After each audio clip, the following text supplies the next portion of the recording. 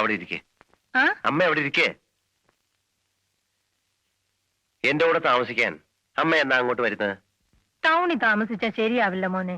എന്റെ കുളിയും തേവാരോ അമ്പലത്തിൽ പോക്കും ഒക്കെ മുടങ്ങും. അതിനവിടെ വെള്ളത്തിന് യാതൊരു ക്ഷാമവുമില്ല. പൈപ്പ് തുറന്നാൽ മതി, 24 മണിക്കൂറും വെള്ളം കിട്ടും. പിന്നെ അമ്മയ്ക്ക് വേണ്ട ദേവന്മാരൊക്കെ അവിടെ ഉണ്ട്. നിന്റെ കൂടെ വന്ന് താമസിക്കാൻ എനിക്ക് ഇഷ്ടമില്ലാഞ്ഞിട്ടൊന്നും അല്ല മോനെ. ഞാൻ അവിടെ വന്ന് താമസിച്ചാൽ നിന്റെ അച്ഛന്റെ കുഴിമാടത്തിൽ ദിവസവും സന്ധ്യയ്ക്ക് ആരാ ഒരു തിരികൊളുത്തുക?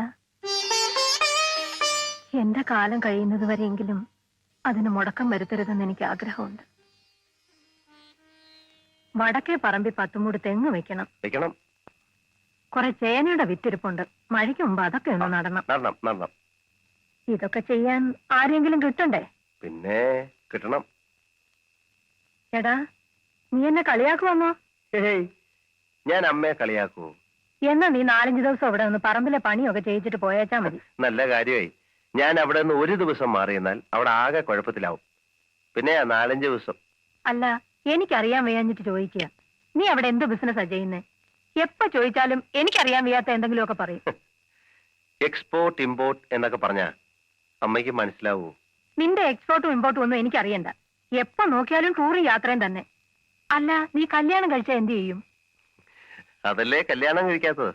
കഴുത എന്ത് ചോദിച്ചാലും തർക്കുത്തരവേ പറയൂ. അപ്പോഴേ എന്താ നിന്റെ ഭാവം? വയസ്സ് 28ആയി.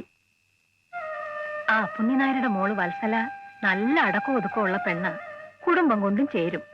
വലിയ പഠിപ്പും പത്രാസും ഒന്നും ഇല്ലെന്നേ ഉള്ളൂ. നീ അവളെ ചെന്നൊന്ന് കാണ്. നിനക്ക് ഇഷ്ടപ്പെടുകയാണെങ്കിൽ ആലോചിക്കാം.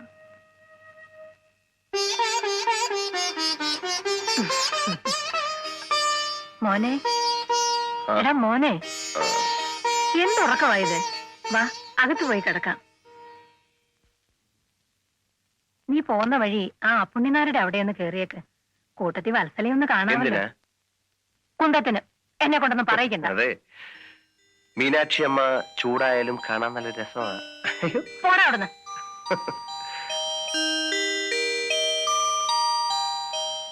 ഞാൻ വരട്ടെ. എന്തൊരു വരവും പോക്കും അമ്മനെ ഇത്.